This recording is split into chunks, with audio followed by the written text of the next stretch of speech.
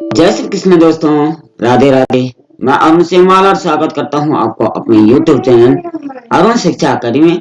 दोस्तों, आज के इस हिंदी के महासेशन में हम हिंदी के कुछ 50 महत्वपूर्ण प्रश्नों के बारे में बात करने वाले हैं जो अमूमन हर परीक्षाओं में पूछे जाते हैं। चलिए जानते हैं कौन कौन से प्रश्न हैं। उससे पहले अगर आप हमारे चैनल पर नए हैं तो प्लीज चैनल को सब्सक्राइब और कमेंट में जय श्री कृष्ण अवश्य लिखें।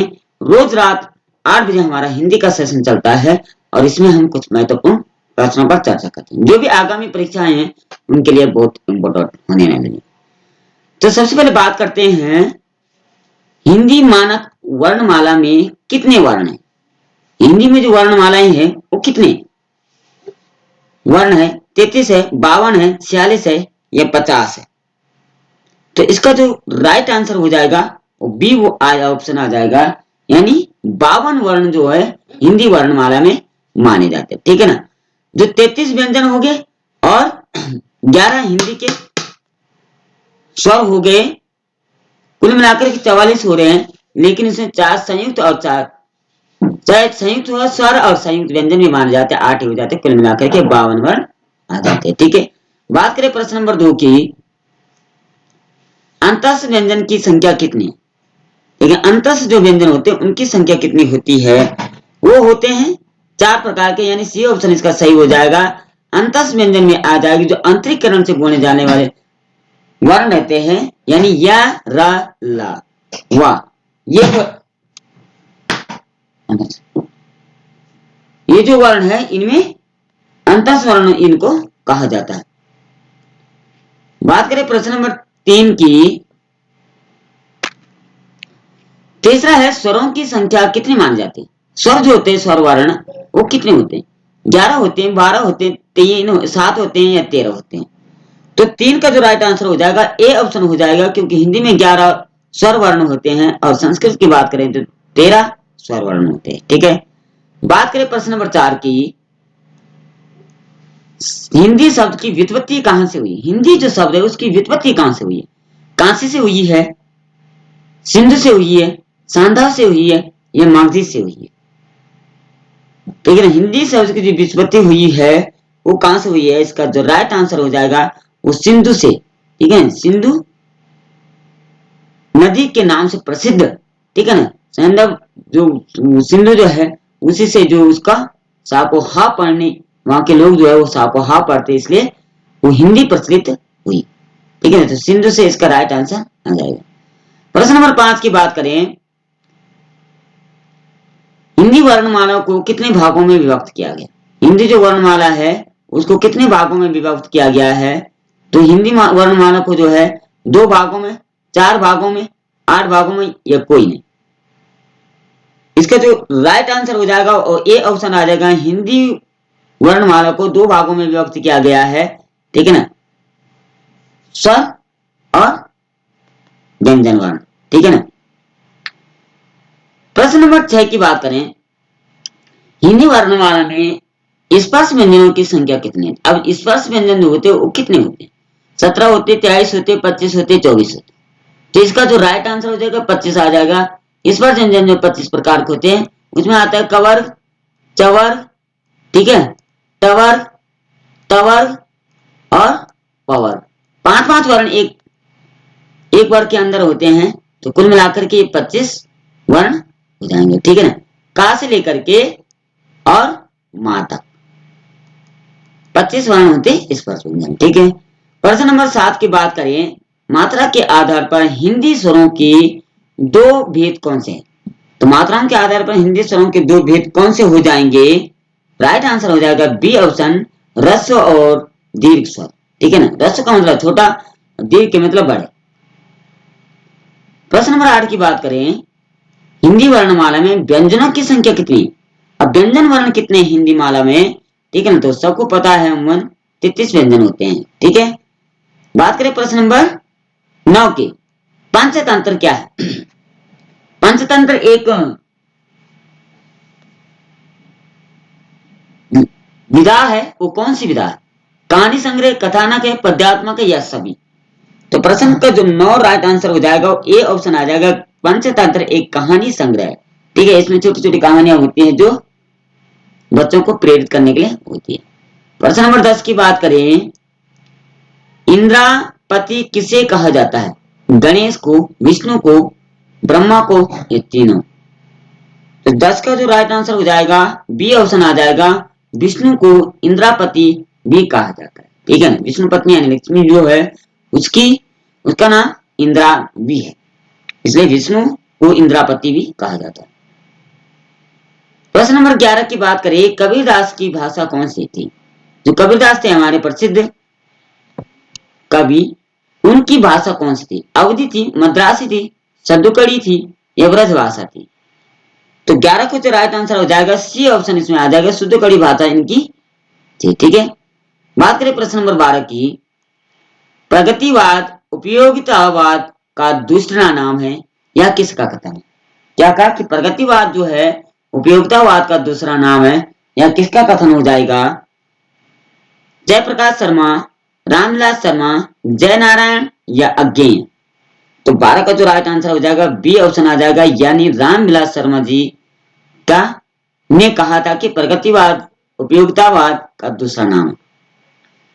बात करें प्रश्न नंबर 13 की, रामचरितमानस में कुल कितने कांड है? कांडों की बात करें तो 5 है, 6 है, 4 है या 7 है। ठीक है, तो ये रामचरितमानस में जो 7 कांड माने जाते हैं। ठीक है, प्रश्न नंबर 14 की बात करें, हिंदी साहित्य के इतिहास के रचयिता कौन है? हिंदी साहित्य जो इतिहास लिखा गया किसने लिखा? महावीर प्रसाद द्विवेदी, तुलसीदास जी ने, आचार्य रामचंद्र शुक्ल ने या कोई नहीं? तो 14 का जो राइट आंसर हो जाएगा वह होगा सी ऑप्शन, यानी आचार्य रामचंद्र शुक्ल ने हिंदी साहित्य का इतिहास लिखा हुआ। प्रश्न नंबर 15 की बात करें, कलम के जादूगर किसे कहा जाता है? कलम के जादूगर किसे कहा जाता है? राम वृक्ष वेणुपुरी या बालकृष्ण, कबीरदास या कोई नहीं? तो 15 का जो राइट आंसर हो जाएगा वो ए ऑप्शन आ जाएगा, यानी राम वृक्ष वेणुपुरी जी को कलम के जादूगर कहा जाता है। प्रश्न नंबर 16 की बात करें, गीत गोविंद किस भाषा में लिखा गया है? संस्कृत भाषा में, अवधी में, ब्रज में, मैथिली भाषा में? तो गीत गोविंद जो लिखा गया है वह लिखा गया है संस्कृत भाषा में। ठीक है ना। प्रश्न नंबर 17 की बात करें, किसे लोकनायक कहा जाता है? कबीर को, तुलसी को, रहीम को या जायसी को? तो लोकनायक जो कहा जाता है वो किसे कहा जाता है? यानी तुलसीदास जी को लोकनायक कहा जाता है, क्योंकि उन्होंने महाप्रसिद्ध रचना रामचरितमानस किया था। ठीक है, बात करें प्रश्न नंबर 18 की, विद्यापति की प्रसिद्ध रचना पद्मावली किस भाषा में लिखी गई है? हिंदी में, संस्कृत में, मैथिली में या कोई नहीं? तो विद्यापति की प्रसिद्ध रचना जो है वो जो भाषा में लिखी गई थी वो मैथिली भाषा में लिखी गई थी। ठीक है ना, विद्यापति की प्रसिद्ध रचना थी पद्मावली और ये मैथिली भाषा में लिखी गई थी।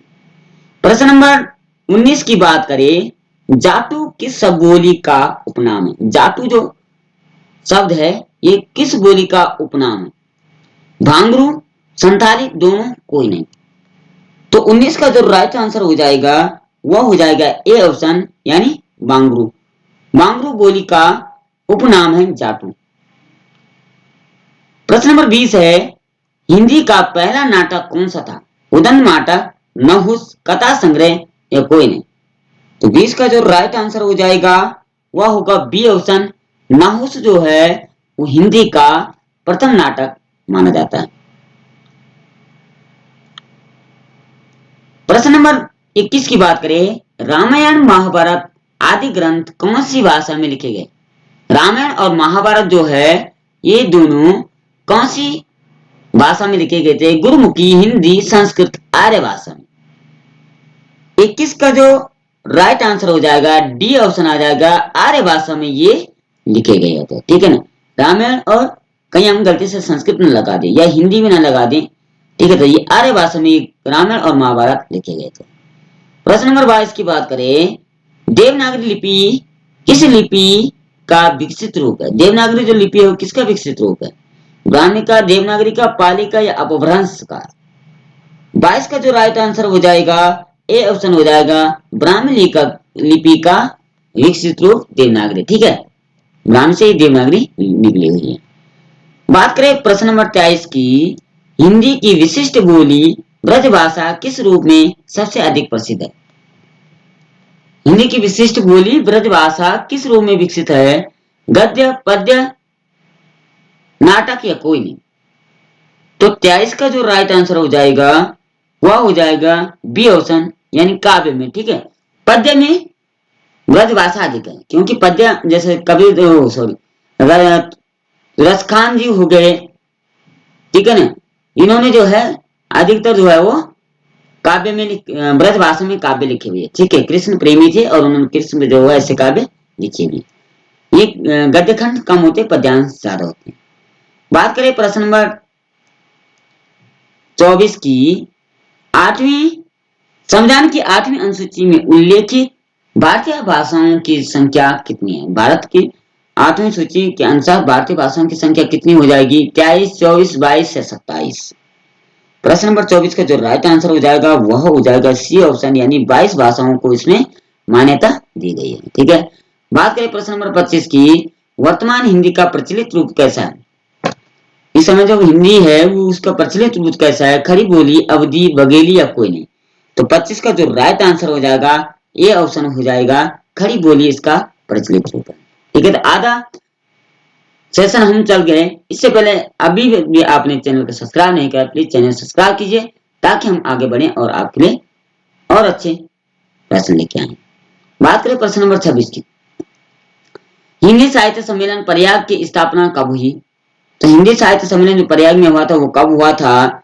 1918 में, 1910 में, 1925 में या 1912 में? 26 का जो राइट आंसर हो जाएगा वो हो जाएगा बी ऑप्शन, 1910 में हिंदी साहित्य सम्मेलन प्रयाग में, प्रयाग की स्थापना हुई थी। ठीक है ना।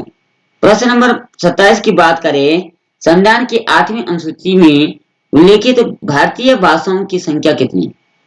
8वीं अनुसूची में भारतीय भाषाओं की संख्या कितनी हो जाएगी? 21 है, 20 है, 22 है, 24 है? तो प्रश्न नंबर 27 का जो राइट आंसर हो जाएगा वह हो जाएगा सी ऑप्शन, यानी इसमें 22 भाषाओं को उल्लेखित किया गया। ठीक है ना, ये प्रश्न ऊपर भी आया था, 2 बार हो गया। प्रश्न नंबर 28 की बात करें, बोलने वालों की संख्या की दृष्टि से हिंदी का विश्व में कौन सा स्थान है?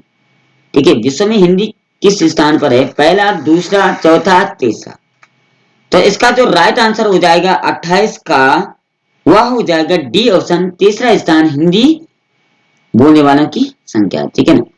प्रश्न नंबर 29 की बात करें, हिंदी भाषा का संबंध किस लिपि से? हिंदी का जो संबंध है सामान्यता है वो देवनागरी लिपि से इसका संबंध हो जाएगा। 29 का बी ऑप्शन सही आ जाएगा। प्रश्न नंबर 30 की बात करें, भाषा को मोटे रूप में कितने भागों में बांटा गया? ठीक है, सामान्यतः भाषा को कितने भागों में बांटा गया है? तो इसका जो राइट आंसर हो जाएगा वो ए ऑप्शन आएगा, यानी 2 भागों में बांटा गया, लिखित और मौखिक। ठीक है ना। प्रश्न नंबर 3 की बात करें तो 31 की बात करें, भाषा शब्द की उत्पत्ति कहां से हुई है? भाष शब्द से, भाष धातु से, भाषा से या कोई नहीं? तो भाषा की जो उत्पत्ति हुई है वह हुई है भाष धातु से। ठीक है ना, भाष शब्द से नहीं, भाषा से नहीं, बल्कि भाष धातु से हुआ। ठीक है। प्रश्न नंबर 32 की बात करें, कवि रविंद्र नरेंद्र शर्मा के ने राष्ट्रपिता महात्मा गांधी के निधन से प्रभावित होकर कौन सी रचना की थी? कवि नरेंद्र शर्मा ने जो है राष्ट्रपिता पर कौन सी रचना लिखी थी? आजादी के नायक, मेरे वतन, रक्त चंदन की रचना या आजाद है? तो 32 का जो राइट आंसर आ जाएगा वह होगा सी ऑप्शन, यानी रक्त चंदन की रचना। ठीक है, ये इन्होंने महात्मा गांधी के मृत्यु यानी निधन होने पर उन्होंने लिखा था। बात करें प्रश्न नंबर 33 की, नाट्य शास्त्रकारों के द्वारा असामान्य रस कौन सा है? नाट्य शास्त्रकों द्वारा असामान्य जो मान्य नहीं है वो रस कौन सा है? इनमें से विवश रस, शांत रस, करुण रस, कोई नहीं? तो 33 का जो राइट आंसर हो जाएगा वो ए ऑप्शन आ जाएगा, यानी विवश रस जो अमान्य माना गया। ठीक है ना, शांत रस और करुण रस ये तो प्रसिद्ध रस माने जाते हैं। ठीक है। बात करें प्रश्न नंबर 34 की, काव्य शास्त्र का प्राचीनतम नाम क्या है? काव्य शास्त्र को प्राचीन समय में क्या कहते थे? काव्य संग्रह, अलंकार संग्रह, काव्य सुधा या कोई नहीं। तो 34 का जो राइट आंसर हो जाएगा बी ऑप्शन आ जाएगा, अलंकार शास्त्र काव्य शास्त्र को कहा जाता है, क्योंकि इसमें जो है अलंकारों का वर्णन अधिक होता है। इसमें अलंकार को देखा जाता है, छंद को देखा जाता है, रस को देखा जाता है, ठीक है। लेकिन गद्य की एक ऐसी विधा होती है जिसमें रस छंद अलंकार नहीं आते। प्रश्न नंबर 35 की बात करें, रीति संप्रदाय के संस्थापक कौन है? भवभूति, नरेंद्र, आचार्य वामन और भट्ट। देखिए इसमें हमने अधिकतर 8 प्रश्नों को लिया है जो अमूमन हिंदी से संबंधित पूछे जाते हैं, ठीक है, और ये किसी भी परीक्षा में पूछे जा सकते हैं, इसलिए इनको याद कीजिए, रट लीजिए और चैनल सब्सक्राइब कीजिए, क्योंकि रोज रात 8 बजे हम हिंदी लेकर आते हैं, ठीक है। 35 की बात करें, 35 का जो राइट आंसर हो जाएगा यहाँ पर वह हो जाएगा सी ऑप्शन, यानी आचार्य वामन द्वितीय संप्रदाय के संस्थापक माने जाते हैं, ठीक है ना। बात करें प्रश्न नंबर 36 की, हिंदी में काव्य शास्त्र के प्रथम आचार्य कौन है? हिंदी में काव्य शास्त्र के प्रथम आचार्य कौन से होंगे? वामन है, भूषण है, भट्ट है या केशव दास? ठीक है ना। प्रश्न नंबर 36 का जो राइट आंसर आ जाएगा वह होगा डी ऑप्शन, केशव दास जी इसके राइट आंसर रहेंगे, ठीक है। प्रश्न नंबर 37 की बात करें, साहित्य शब्द किस भाषा किस शब्द से बना? साहित्य जो शब्द है वो किससे बना? साहित्य शब्द से, सम शब्द से, सम धातु से या कोई नहीं। तो 37 का जो राइट आंसर आ जाएगा वो ए ऑप्शन आ जाएगा, साहित्य शब्द, साहित्य शब्द से जो है वो साहित्य बना हुआ है, ठीक है। बात करें प्रश्न नंबर 38 की, हिंदी साहित्य में जीवनी साहित्य का प्रारंभ कौन से युग से हुआ? जीवनी लिखने का जो काल हुआ कब से हुआ? द्विवेदी युग से, भारतीय युग से, दोनों या कोई नहीं। तो 38 का जो राइट आंसर हो जाएगा 38 का बी ऑप्शन आ जाएगा, यानी भारतीय युग से जो है वो हिंदी में जीवनी लिखने का प्रचलन है, ठीक है ना। प्रश्न नंबर 39 की बात करें, हिंदी भाषा और साहित्य को के लेखक है? हिंदी भाषा साहित्य जो किसने लिखा है इनसे? जयशंकर प्रसाद, अज्ञे जी, श्याम सुंदर दास से तीनों। तो 39 का जो राइट 39 का जो राइट आंसर हो जाएगा सी ऑप्शन आ जाएगा, श्याम सुंदर दास जी ने हिंदी साहित्य, हिंदी भाषा और साहित्य लिखा है, ठीक है ना। बात करें प्रश्न नंबर 40 की, मनुष्य एक सामाजिक प्राणी है या किसकी रचना? क्या किसका कथन? सामाजिक प्राणी है मनुष्य। मनुष्य क्या है? सामाजिक प्राणी, किसका कथन हो जाएगा? अरस्तु का, महात्मा गांधी, TSL का, रविन्द्रनाथ टैगोर का। तो 40 का जो राइट आंसर हो जाएगा 40 का वो ए ऑप्शन आ जाएगा, अरस्तु ने कहा है। किसने कहा है कि मनुष्य एक सामाजिक प्राणी है? तो अरस्तु ने कहा है कि मनुष्य जो है वो सामाजिक प्राणी है, क्योंकि समाज में उसका उठना बैठना रहता है, इसलिए वो सामाजिक प्राणी कहा जाता है। अरस्तु इसका राइट आंसर हो जाएगा। प्रश्न नंबर 41 की बात करें, चंपू किसे कहा जाता है? गद्य शैली रचना को, पद्य रचना को, गद्य और पद्य मिश्रित रचनाओं को, कोई नहीं। तो प्रश्न नंबर 41 का जो राइट आंसर हो जाएगा वह हो जाएगा सी ऑप्शन, गद्य और पद्य की मिश्रित रचना जो होती है उसको चंपू काव्य कहा जाता है, ठीक है।